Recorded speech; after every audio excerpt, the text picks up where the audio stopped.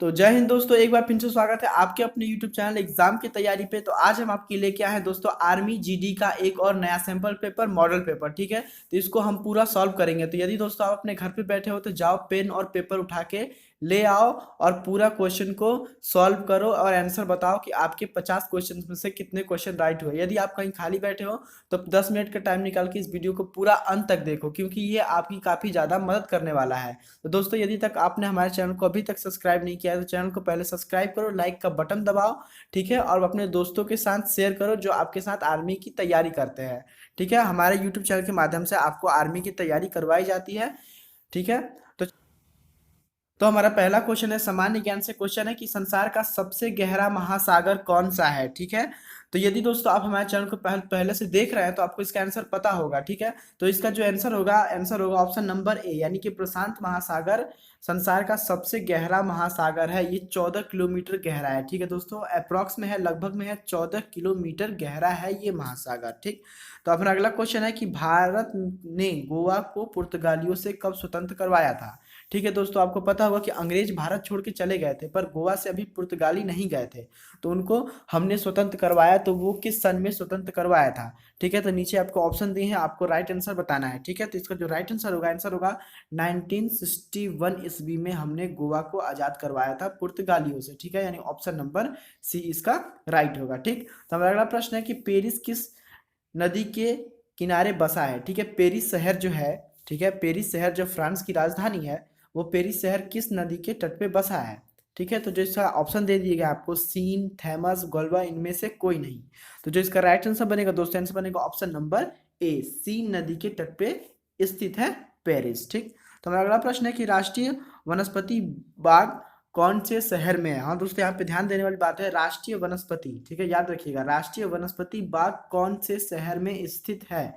Option है लखनऊ, रीवा, जयपुर। ठीक, तो जो इसका राइट आंसर बन के आएगा दोस्तों कि राष्ट्रीय वनस्पति बाग कहाँ स्थित है, तो इसका राइट आंसर होगा ऑप्शन नंबर ए, लखनऊ में स्थित है। ठीक है, तो चलिए चलते अपने अगर पहले प्रश्न को जानते हैं कि हमारा अगला प्रश्न क्या है। तो अगला प्रश्न है कि H1N1 क्या है। ठीक है, H1N1 क्या है, देखिए लिखते हैं हम H1N1। ठीक है, इसको देख के आपको कुछ याद आ रहा है, तो याद आ रहा है तो बताइए कि ये क्या है, खांसी है, ब्लड फ्लू है, या फिर स्वाइन फ्लू है। तो जो इसका राइट आंसर होगा दोस्तों, आंसर होगा ऑप्शन नंबर डी, ये स्वाइन फ्लू है। ठीक है, H1N1 स्वाइन फ्लू है। यदि आपको इसका नहीं पता था तो आप इसको याद रखिएगा। ठीक है, चलिए चलते हैं अपने अगले प्रश्न को जानते हैं कि हमारा अगला प्रश्न क्या है। तो हमारा अगला प्रश्न है कि प्रसिद्ध सेंट कैथोलॉर्ड चर्च कहाँ पर स्थित है। ठीक है, कोई प्रसिद्ध सेंट कैथोलॉर्ड चर्च है, वो पूछा है कि कहाँ पे स्थित है। तो दोस्तों यदि आपको इसका आंसर पता है तो बहुत अच्छी बात है, नहीं पता है तो इसका आंसर होगा ऑप्शन नंबर बी, गोवा में स्थित है।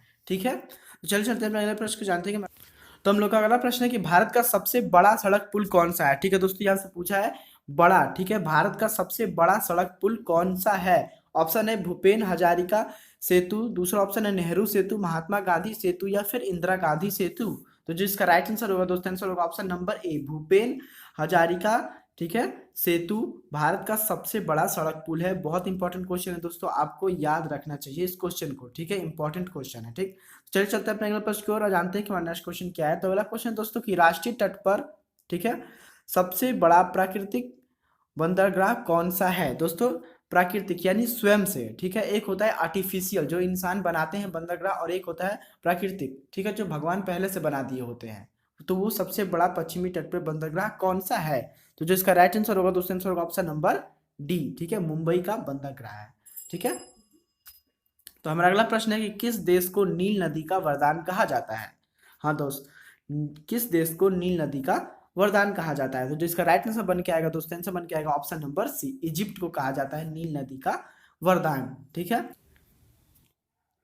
तो हमारा अगला प्रश्न है कि नौरोरा परमाणु ऊर्जा स्टेशन किस राज्य में स्थित है। ठीक है, तो इसका आंसर आप सभी लोग को पता होगा दोस्तों, काफी ज्यादा ये फेमस क्वेश्चन नहीं है, पर क्वेश्चन पूछा गया आर्मी में, ये इंपॉर्टेंट बात है। ठीक है, तो आप इस प्रकार के भी क्वेश्चन को टैग लाइन करेंगे, यानी कि समझेंगे और पढ़ेंगे। तो नौरोरा परमाणु ऊर्जा स्टेशन किस राज्य में स्थित है, तो इसका राइट आंसर होगा दोस्तों option number B, Uttar Pradesh में स्थित है। ठीक है, यानी कि यूपी में। ठीक, नौरोरा याद रखिएगा दोस्तों, पूछा गया है, यानी इंपॉर्टेंट क्वेश्चन है।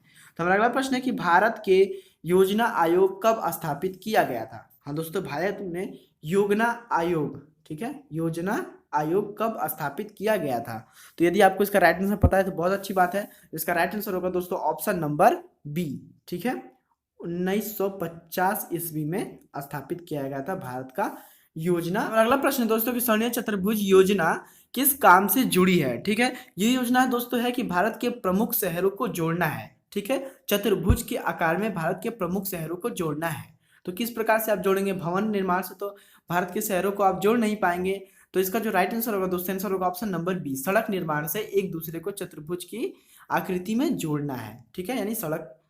बिरजू महाराज का नाम किस लिए जाना जाता है? ठीक है, बिरजू महाराज दोस्तों जो हैं उनका नाम किस लिए जाना जाता है? तो ऑप्शन नंबर बी हो जाएगा, उड़ीसा नृत्य के लिए उनका नाम जाना जाता है, ठीक है। तो याद रखिएगा, भांगड़ा के लिए नहीं, उड़ीसा नृत्य के लिए, ठीक है, उड़ीसा, बिरजू महाराज का संबंध उड़ीसा नृत्य से है। इस प्रकार का आप क्वेश्चन को ध्यान दीजिए। तो हमारा अगला प्रश्न दोस्तों कि बांग्लादेश अपना स्वतंत्रता दिवस कब मनाता है? जैसे आप लोग हम लोग स्वतंत्रता दिवस मनाते हैं, तो वैसे ही बांग्लादेश अपनी स्वतंत्रता दिवस कब मनाता है?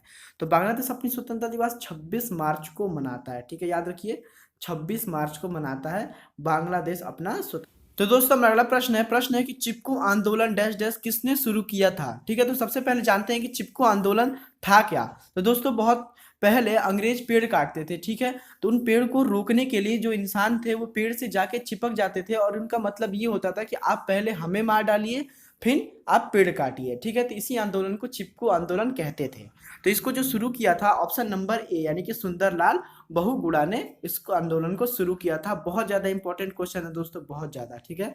तो आप इस क्वेश्चन को कहीं लिख लीजिए कि चिपकू आंदोलन सुंदरलाल बहुगुणा जी ने आरंभ किया था, ठीक। तो हमारा अगला प्रश्न है दोस्तों, अगला प्रश्न नहीं, भाग दूसरा है, ठीक है। अब सामान्य विज्ञान से क्वेश्चन पूछे गए हैं, ठीक है दोस्तों। तो आप बताइए कि सामान्य ज्ञान से आपको कितने क्वेश्चन आते हैं, ठीक है। यदि आपको आइडिया नहीं है कि सामान्य विज्ञान से किस प्रकार के क्वेश्चन पूछे जाते हैं, तो आप इस वीडियो को पूरा अंत तक देखिए, आपको पता लग जाएगा कि आर्मी जीडी की परीक्षा में किस प्रकार के सामान्य विज्ञान की परीक्षाएं पूछी जाती हैं, ठीक है। तो अब पहला प्रश्न जो निकल के आता है सामान्य विज्ञान से, प्रश्न है कि निम्नलिखित में से सबसे अधिक प्रोटीन किस में मिलता है, ठीक। तो ऑप्शन आपको दे दिया गया है।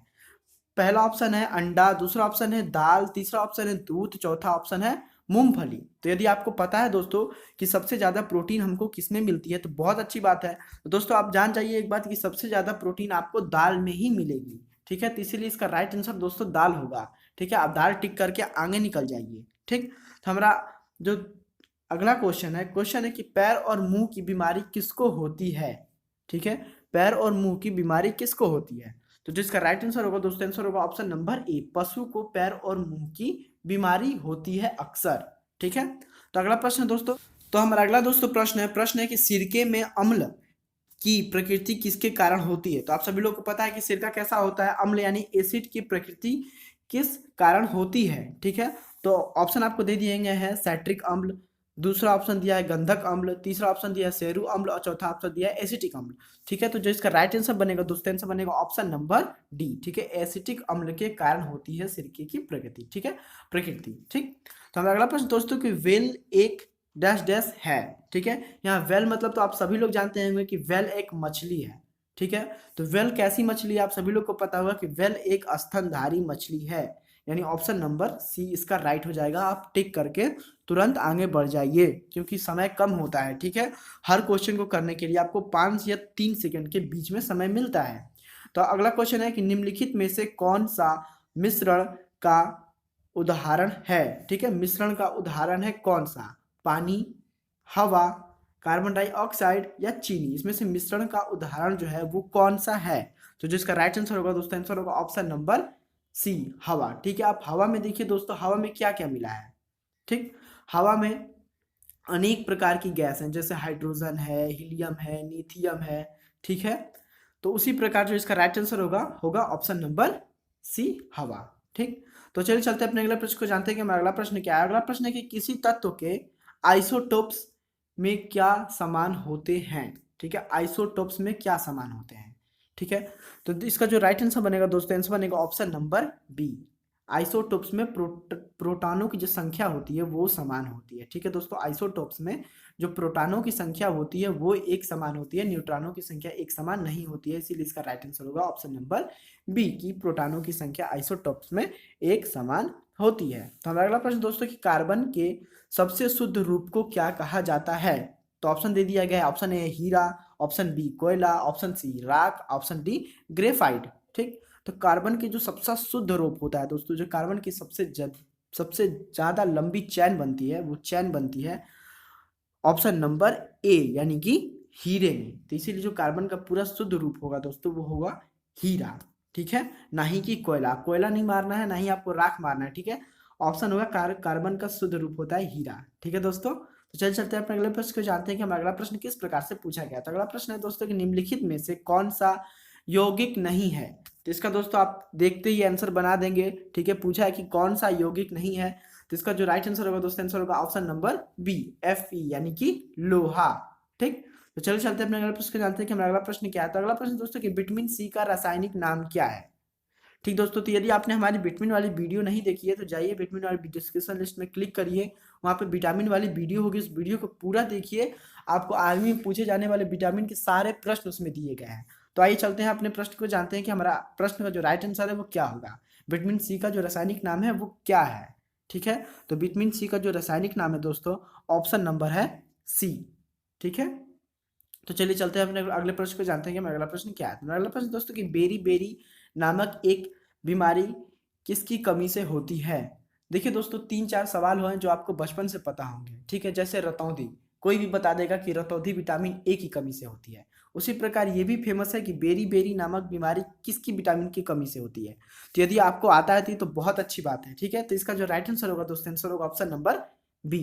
ठीक है, यानी बेरी बेरी जो नामक बीमारी है वो ऑप्शन नंबर बी यानी कि विटामिन बी की कमी से होती है। तो हमारा अगला प्रश्न दोस्तों कि आयोडीन की कमी से होने वाला रोग। ठीक है दोस्तों, आप सभी लोग दोस्तों टाटा का नमक खाते होंगे, कोई भी नमक खाते होंगे, तो उसमें लिखा होता है कि ये नमक आयोडीन युक्त है। ठीक है, आयोडीन युक्त है। तो इसमें पूछा है कि आयोडीन की कमी जब हो जाती है हमारे शरीर में तो कौन सा रोग होता है? ठीक है, तो इसका जो राइट आंसर होगा दोस्तों, आंसर होगा ऑप्शन नंबर सी। ठीक है, तो हमारा अगला प्रश्न दोस्तों कि सोडा बनाने के लिए किस गैस का प्रयोग करते हैं?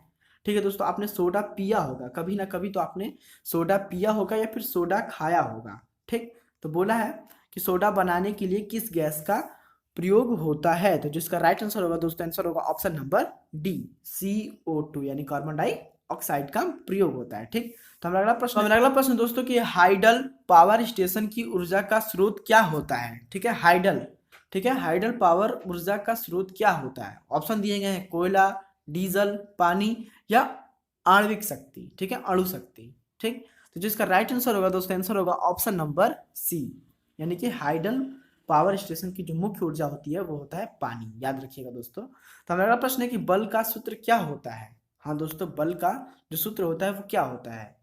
एफ बल का मात्रक होता है, यानी एफ से डिनोट किया जाता है बल को, यानी फोर्स। ठीक है, M+A। ठीक, या फिर होता है F=M/A, या फिर होता है कि F=M-A, या फिर होता है F=MA। तो जो इसका राइट आंसर आप सभी लोग को पता होगा दोस्तों कि बल का सूत्र क्या होता है। बहुत आसान सवाल है। ठीक है, तो जो लिखा गया है स्क्रीन पे यही इसका राइट आंसर होगा, यानी ऑप्शन नंबर डी सही होगा, F=MA। ठीक है, याद रखिएगा दोस्तों, यदि आपको नहीं पता था। तो पता था तो बहुत अच्छी बात है। ठीक है, हमारा अगला प्रश्न है कि आकाशीय पिंडों को देखने का यंत्र क्या है? ठीक है, जो आसमान में दोस्तों पिंड होते हैं उन पिंडों को हम धरती पे से देखते हैं टेलीस्कोप से। ठीक है, उस टेलीस्कोप को, अरे मैंने तो आपको उत्तर बता दिया। ठीक है, तो जो इसका अगला प्रश्न है, जो राइट आंसर होगा दोस्तों, आप हमें कमेंट बॉक्स में जरूर बताइए। ठीक है, I really appreciate your time. यदि दोस्तों आपने यहाँ तक वीडियो देखी है तो चैनल को जरूर सब्सक्राइब करके जाइए, क्योंकि मैथ आर्मी, ठीक है, आर्मी GD की मैथ की वीडियो बहुत जल्दी अपलोड होने वाली है, तो वो वीडियो आपसे मिस ना हो पाए। ठीक है, I really appreciate your time.